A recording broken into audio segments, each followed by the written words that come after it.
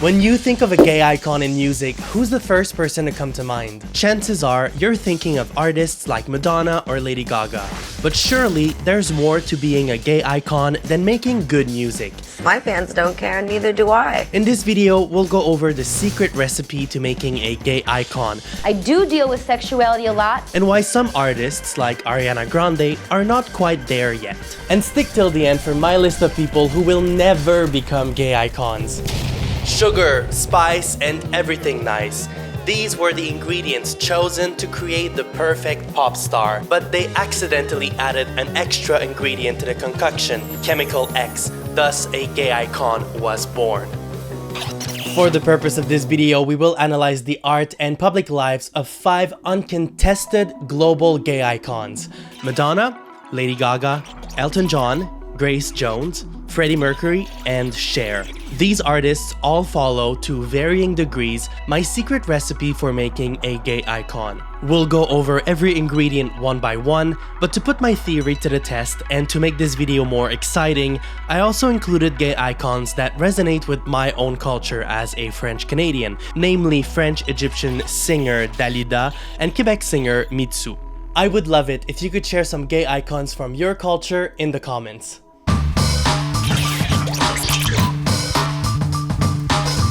First ingredient, sugar, also known as music and queer aesthetics. The first ingredient to making a gay icon in music is obviously the music. And there's a reason why many gay icons are women. Their music openly touches on their lust for and relationship with men. This is relatable to a gay audience because straight women can freely express their feelings for men without fear of retribution.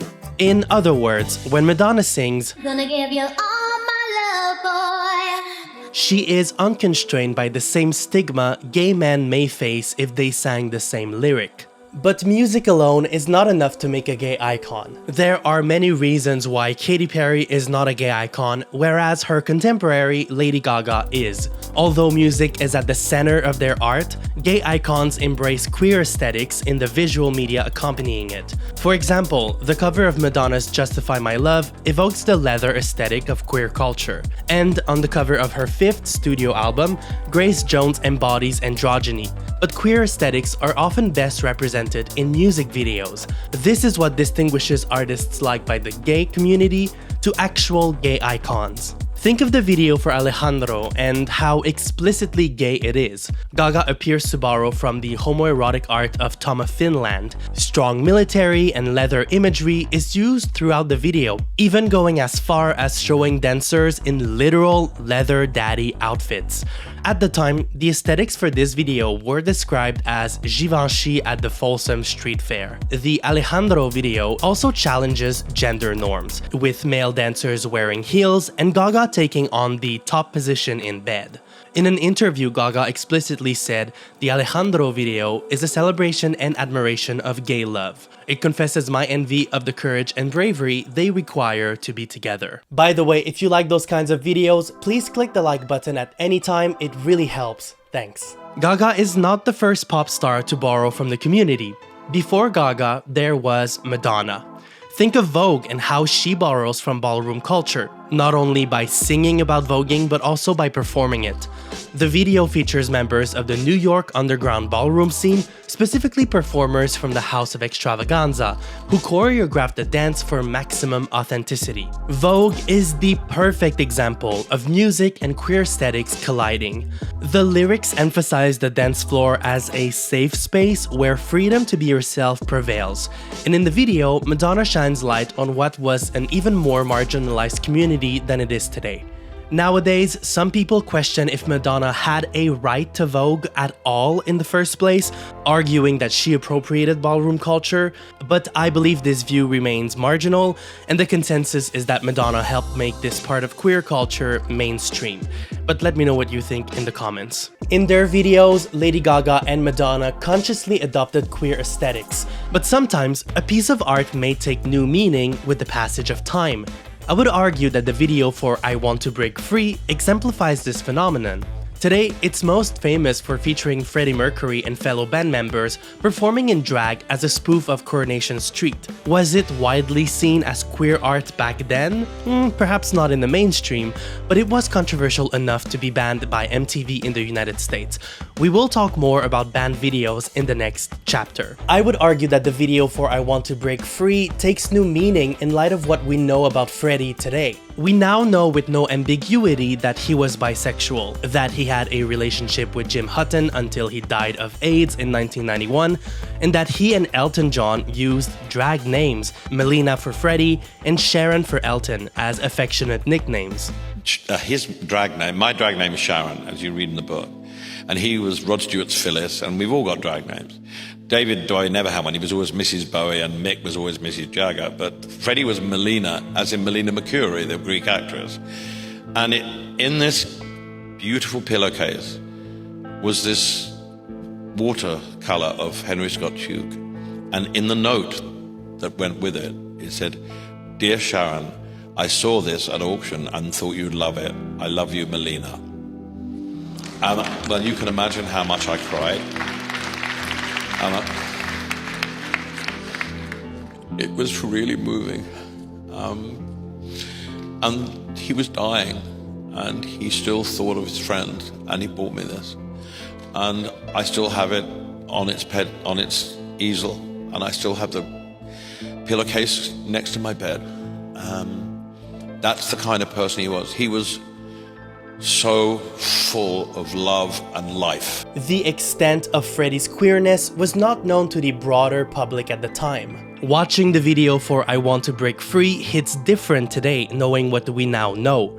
My dad, who's a huge fan of Queen, remembers this video vividly, but at the time, he didn't think of it in relation to Freddie's queerness. I also want to highlight how music and queer aesthetics can merge in more subtle ways. I think Cher is a good example of this. Think of all the times she performed in a Bob Mackie outfit. Although not explicitly gay culture inspired like Madonna or Gaga, it's a clear reflection of gay taste for women's clothing. One could argue it's drag aesthetics. I saw Cher live for her Here We Go Again tour, and she's basically a drag queen with multiple outfit and wig changes. And she loves a reveal. Take a look at those iconic Bob Mackie reveals from the Cher show. Another example that comes to mind is her video for If I Could Turn Back Time, with the rows of sailors behind her. The sailor has long been depicted as a sex symbol in the underground gay culture of the post-World War II era. We will discuss Dalida in more detail later in this video, but as far as aesthetics go, I think she falls in the same category as Cher, not explicitly gay culture inspired, but a clear reflection of gay taste for women's clothing. Others like Freddie Mercury and Elton John adopted fashion reflecting their own queerness over the years. Think of Freddie Mercury's shift to a more masculine queer-coded aesthetic with leather armbands, or Elton John's multiple eccentric camp outfits. And of course, how to forget the undeniable queer aesthetics of Grace Jones. She is broadly recognized as a pioneering figure of gender expression. She challenged the binary norms of the 70s and 80s with an androgynous approach to fashion, which was a bold statement at the time. I'm also aware that Grace Jones is a black icon of immense proportions for her portrayal of uncompromised black beauty at a time when beauty standards in the West were narrowly focused on white women. I don't feel the most qualified to explain the true impact that Grace Jones had on black culture, so if you are in a position to do her justice in this regard, please tell us more in the comments below. Grace Jones embodies so much to so many, and her contribution to queer culture was felt early in her career. This Pitchfork article, written by Barry Walters, recounts the first time Grace Jones took the stage in a New York City gay disco in 1977. The author says, just a few years earlier, it had been illegal for two men to so much as dance together in New York City. And the next paragraph of the article really explains how Grace Jones became the gay icon she is today by merging music and strong queer aesthetics. That night, Grace Jones sang I Need a Man, just like a man might. Tough and lusty, she was a woman who was not just singing to them, but also for them, as them. She was as queer as a relatively straight person could be. Her image celebrated blackness and subverted gender norms. She presented something we had never seen before in pop performance: a woman who was lithe, sexy, and hyper-feminine while also exuding a ribald, butch swagger. In other words, it's not enough to make good music. To be a gay icon, your music must be packaged with queer-coded aesthetics that speak to the community. Second ingredient, spice, also known as sexuality. I do deal with sexuality a lot in my shows and in my music. You know, I promote safe sex whenever I can. I put literature in my albums about birth control and using condoms. I am responsible. Portrayal of free sexuality in art is often shocking to a mainstream audience. This mirrors the experience of the gay community. In other words, seeing pop stars being criticized for their sexuality, regardless of their queerness, is relatable to an audience of gay people. One example comes to mind. If you watch Canada's Drag Race, you might recognize Mitsou as a guest judge. And to tell you the truth, I was really surprised to see her appear on English Canadian TV because she was once banned, all because of the sexual nature of her video for her 1990 song Dis-moi, dis-moi. Of the videos I curated, Dis-moi, dis-moi is the most explicit and requires blurring to comply with YouTube's monetization standards, regardless of how artistic and tasteful the nudity may be. At the time, the portrayal of explicit sexuality shocked part of the country. In French Canada, Mitsou was already well established. She's the granddaughter of highly respected writer Gratien Gélina. His work is so important that we study it in school. So when Mitsou first came on the scene with promiscuous songs and provocative visuals, people were shocked. But by the time Dis-moi, dis-moi was released, the controversy had worn off. Instead, what shocked French Canada was English Canada's reaction to the video. While popular on Musique Plus in Quebec, the video was banned from Much Music and MTV in English Canada because of the nudity. Mitsou's management at the time suggested that English Canada was more prudish than French Canada. In response to the Mitsou controversy and the similar ban of Madonna's Justify My Love video, Much Music created a late-night special called Too Much for Much, airing banned videos accompanied by a panel of discussions. At the same time, the controversy surrounding her hyper-sexualized aesthetics also uplifted her status as a gay icon, with gay clubs heavily playing her music. The public criticism of Mitsou for her sexuality resonates with queer people who often feel marginalized for their own sexuality. 3 years after the controversy, in 1993, Mitsou released Everybody Say Love, her overwhelmingly underappreciated English single written by RuPaul himself. There are accounts of them working on the song together in a New York studio. Gay icon behavior. How times have changed. Today, Mitsou is featured on Drag Race in English Canada, and Mark Carney, the Prime Minister of Canada, even publicly claimed his favorite Quebec singer is Mitsou. I wonder why. De Mitsou, c'est Bye Bye Mon Cowboy, c'est évident. Bye Bye Mon Cowboy. Bye Bye Mon Rodeo. With that being said, the portrayal of sexuality does not have to feature explicit nudity to be relatable to the queer community. Who can forget when Madonna kissed Christina Aguilera and Britney Spears live at the 2003 MTV Video Music Awards? To better understand this moment in pop culture, we must rewind the clock. It's 2003. Bush is president. America is at war. We still have a monoculture. Conservatism is rooted in religious purity. Right-wing pundits in Washington love to remind Americans that gay marriage is wrong and should never be legal. At the same time, we're seeing pushback from Hollywood in the mainstream, with movies like Brokeback Mountain, which came out roughly in the same era. Madonna, a fierce ally of the gay community, and the undisputable stunt queen, plotted the ultimate pushback at the MTV Video Music Awards. The number opens with Britney Spears and Christina Aguilera, who were widely viewed as rivals, singing Madonna's controversial hit Like a Virgin, dressed as brides. Then Madonna ascends atop a giant wedding cake, dressed in an androgynous outfit, singing her new song Hollywood. This culminates in a kiss between Madonna and Christina, and perhaps most famously, between Madonna and Britney Spears. This depiction of lesbian sexuality and same-sex marriage on live TV really shocked America. We will discuss more serious acts of advocacy in the next chapter, but the VMA's performance demonstrates how Madonna uses the taboo of gay sexuality to push back against the Puritan culture of the Bush era. And as a side note, I would argue that Madonna is at her best when she pushes back against culture and speaks truth to power. I don't like when she gets too preachy or righteous. Curious to know what you think. Unlike Madonna, other gay icons are not performing sexuality. Instead, they embody it in their lived experiences. This is the case for Elton John, who initially came out as bisexual in the mid-70s and eventually precised he was gay in the 90s. In the 70s, his coming out in the Rolling Stone magazine impacted his career, especially in the United States with fewer record sales and radio bans. But Elton said it was liberating for him, and his career undeniably recovered since. Starting in the 90s, he appeared publicly with his partner, Canadian executive David Furnish.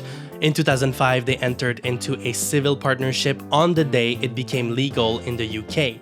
And although gay marriage was legal in Canada since 2005, they waited until 2014 to get married after same-sex marriage was legalized in England and Wales.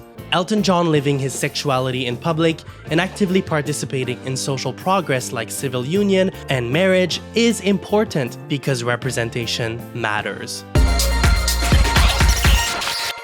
Third ingredient, everything nice, also known as advocacy.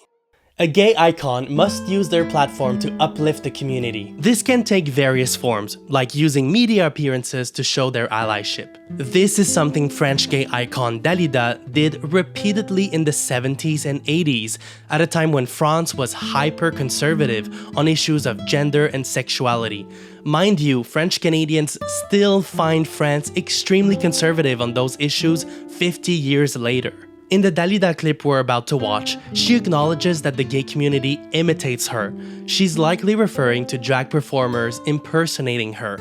To understand why she's so beloved by the French drag scene, it's worth exploring the fabulous aesthetics of Dalida. Although she was active in the 60s and 80s, the disco era of the 70s is where Dalida shines. Big hair, fitted shiny gowns, and a gift for over-the-top theatrics. It's easy to see why she appeals to drag queens, and they have her explicit support. Ma reine, mais en tout cas, je suis contente qu'il m'imite parce que ça prouve qu'il m'aime. Et je dois dire que l'homosexualité, pour moi, je l'accepte totalement, car ce sont des gens comme tout le monde, et ce n'est pas une tare, ce n'est pas une maladie, et chacun est libre de faire de son corps ce qu'il veut. It's difficult to stress how progressive this was for the era, especially in France. Dalida was truly ahead of her time, even giving interviews to gay radio stations when other artists would flat out refuse. Fréquence Gay est la radio homosexuelle. Bien sûr. Alors comment vous situez-vous par rapport à tout le mouvement homosexuel qui s'éclate et qui maintenant a sa radio? C'est quand même un fait. Mais moi je trouve ça merveilleux pour les homosexuels, ça existe, ça a toujours existé depuis toujours et c'est merveilleux que maintenant c'est au grand jour en liberté. We will talk about her again in the next chapter when we discuss adversity and longevity. Her story is full of ups and downs, and it ends in tragedy, which adds a layer of relatability for the queer community. Other gay icons also use the media to stand up for the queer community. Madonna has repeatedly used media appearances to defend the community. AIDS. We talked 18 months ago about AIDS and about changing attitudes to AIDS. I don't think Bush is doing that much about it, and I think that the message that Bush is giving everybody is that AIDS is a gay disease and that there's something wrong with you if you're gay. And I totally disagree with that, and I think for that reason he's sort of setting everything back. There's nothing wrong with you if you're gay. There's nothing wrong with you if you're a woman and you want to have a job. There's nothing wrong if you want to have an abortion. I mean, George Bush doesn't believe in freedom of choice. And so what values do you teach your children when you say only certain things are okay? You know, when you teach them to discriminate against certain things. That's not family value. Family value is embracing everyone regardless of their beliefs, their religion, their sexual preference, their color, whatever. In 1991, Madonna released a documentary titled Truth or Dare. It's groundbreaking and totally worth your time even decades later. It shows same-sex intimacy and queer relationships as totally normal and loving. It was filmed during the AIDS crisis when the community was highly stigmatized. The documentary is still credited for helping mainstream acceptance of the queer community, and it was a validating viewing experience for many queer people at a time when representation was not common. It's worth mentioning that the documentary is the subject of some controversies. This includes lawsuits. It's a little too complicated to cover right now, but I'm considering making a separate video dedicated to Truth or Dare. Let me know if you'd be interested. Much like Madonna, Gaga also used her platform to advocate for the queer community. This includes media appearances and public speeches. Gaga was also the subject of various rumors early in her career, one of them suggesting she was born with a penis. Gaga famously refused to publish a public denial. There was that rumor that you had a male appendage, that you were a hermaphrodite, and you joked about it on the stage last night. Maybe I do. But it's interesting. Would it be so terrible? But it's interesting, a lot of artists would immediately put out some sort of a statement saying this is absolutely not true. You have fun with it. Why the hell am I going to waste my time and give a press release about whether or not I have a penis? My fans don't care, and neither do I.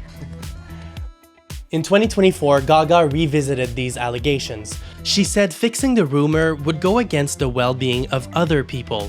Denying the allegations would have sent the message that it was shameful to be a woman with a penis, and she did not want queer kids to think it was shameful. Now that is allyship. Mitsou famously used her platform to raise awareness about HIV at a time when the disease was misunderstood. Dans le vidéoclip, qui est devenu célèbre aussi, t'embrasses sur la bouche un danseur qui est séropositif. Moi-même encore, je saisis mal à quel point c'est un geste fort à l'époque où il y avait tellement de discrimination. Je te vois émue. Oui, oui, vraiment, parce que je pense à ces personnes-là qui m'ont aussi appuyé dans cette démarche, parce que c'était un moment où on avait l'impression que le sida, ça s'attrapait en serrant la main. Hein? On était vraiment comme devant l'inconnu. Ouais. Tu t'étais soumise en 91 en direct à la télé, à Studio Libre, à un test de dépistage du sida. 2 semaines plus tard, tu reviens à l'émission pour obtenir ton résultat. Oh. Ton résultat était négatif, mais évidemment, ça t'a tiré des larmes. Ce qui a été le plus difficile, c'est l'attente. C'est de savoir aussi comment réagir. On n'est tellement pas près de cette maladie-là. Cher also spoke in favor of the gay community. If someone said to you, you couldn't be heterosexual anymore, you would not be able to accomplish it. You know, right. Yeah. You are who you are. And we have to allow people to be who they honestly are.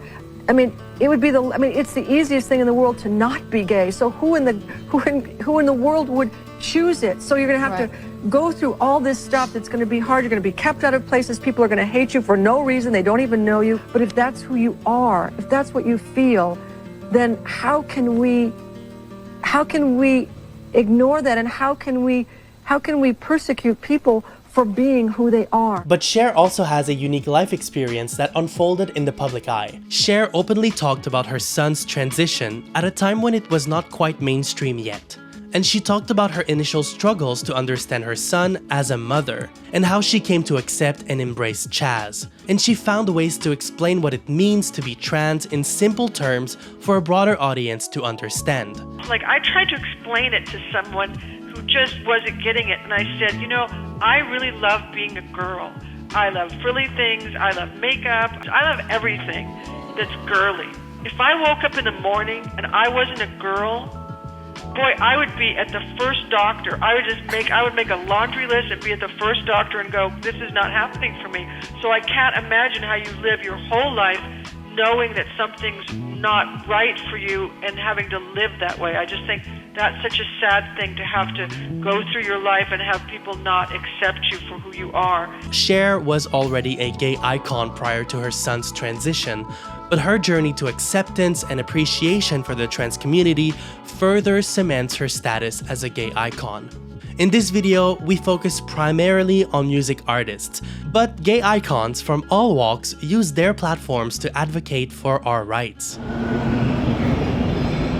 On October 25, 1991, Lady Diana visited the Casey House right here in Toronto. This is Canada's first freestanding AIDS hospice.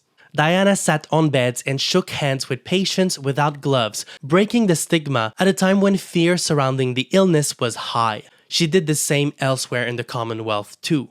HIV does not make people dangerous to know, so you can shake their hands and give them a hug. Heaven knows they need it. AIDS advocacy was very important to the community at the time. Princess Diana's good friend, Elton John, founded the AIDS Foundation 1 year after her visit at the Casey house. Elton lost his good friend, Ryan White, to AIDS, which is what motivated him to launch the foundation. His grief is reflected in the first verse of Blues Never Fade Away, off of the Captain and the Kid album. Because it's not the most popular Elton John song, I couldn't find any a cappella for this video, so I will try and do it justice with what I've got, which isn't much. He lost his life to a big disease before it even had a name. But there is so many more, and I've lost count. The hows and whys aren't important now. Of course, we must credit Bernie Taupin, Elton John's lifelong lyricist, for these brilliant lyrics. Elton John's AIDS Foundation raised over $650 million over the years to support projects in 102 countries since its inception in 1992. And when I saw him live at his farewell tour, he told the audience that the AIDS Foundation was his proudest professional accomplishment. This is probably the best example of a gay icon turning advocacy into action to make a real difference. Similarly, but to a smaller scale, Lady Gaga launched the Born This Way Foundation in 2011. It focuses on and researches the mental health needs of youth, LGBTQ+ individuals, and underserved communities. A gay icon does not only take inspiration from the queer community, they must give back, stand up for our rights, and actively engage.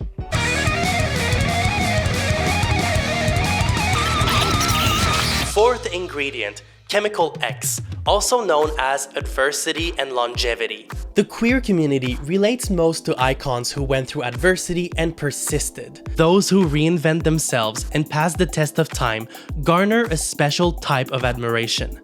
Let's go down the list, starting with Madonna. Madonna had a difficult rise to fame.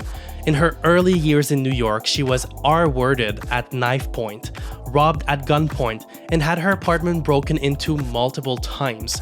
Her situation was precarious for a while she tried to make it as a singer. You could also argue that once famous, she faced significant unjust criticism, especially in her early career. And obviously, nobody can deny Madonna's longevity. She remains the queen of pop after years on the scene and is not going anywhere. Grace Jones had a very difficult childhood. She suffered physical abuse from her step-grandfather. She describes her household as abusive, extremely religious, and repressive. Years after her initial rise to fame, Grace Jones remains an influential tastemaker. Even in her 70s, she remains an icon and a thought-provoking artist. Elton John went through a lot regarding his sexuality, but also drug abuse. He often jokes that he's surprised to be alive after all the snow. His life is a roller coaster of high highs and low lows. Despite that, Elton John withstood the test of time. His music is beyond iconic and remains widely played, appreciated, and even remixed. Plus, the Elton John AIDS Foundation is still a major source of good in the world. Lady Gaga went through adversity in her youth. She openly discussed being the victim of the R-word. She's also gone through health concerns. Although Gaga just entered her 40s, she's already withstood the test of time. Her career has not lost steam since the release of her debut album, and her mainstream appeal keeps growing every day. I just saw her Mayhem Ball tour, and I can tell you her audience is more diverse age-wise than any other Gaga concert I've been to previously. Cher has gone through significant adversity in her career, with high highs in the 60s and early 70s, and low lows, essentially on the verge of bankruptcy in the late 70s and early 80s, only to rebound with a successful but temporary pivot to cinema, and a glorious return to music in 1998 with Believe, her biggest success in career. It literally relaunched her music music career and cemented her place as a legendary singer. Cher is recognized as the only solo artist to have achieved a #1 single on a Billboard chart in 7 consecutive decades. That's longevity. Mitsou has spoken about feeling like a has-been in her early 20s when her music career dried out. After a difficult professional period, she successfully pivoted to a television and radio career. Her rebrand was so successful that many young people in Quebec might not even think of Mitsou as a singer. And although Mitsou was never able to relaunch her music career, her old hits remain a staple in gay clubs. Plus, the Canadian Museum of History acquired some of her most iconic outfits from her music era, a sign that her music left a significant mark on culture. Dalida went through a lot of mental health challenges. This includes 3 suicide attempts years apart, and she eventually took her life in 1987 in her Montmartre house. Her longevity transcends her death. She is still widely popular thanks to her insanely prolific music catalog and well-documented public appearances. A recent biopic brought her story to a younger audience, and the latest James Bond opens with her song Dans la ville endormie, which gave me full-body chills when I first saw it on the big screen. Similarly, Freddie's legacy transcends his death. After dying from AIDS in 1991, Freddie's status as a gay icon grows bigger and brighter every day, with his queer identity being brought to light through accounts from his close ones. He's an undeniable English icon. They even paid tribute with a hologram at the 2012 London Olympics. Some nuance before you come after me. If you made it this far in the video, thank you so much, and please consider subscribing for more content like this.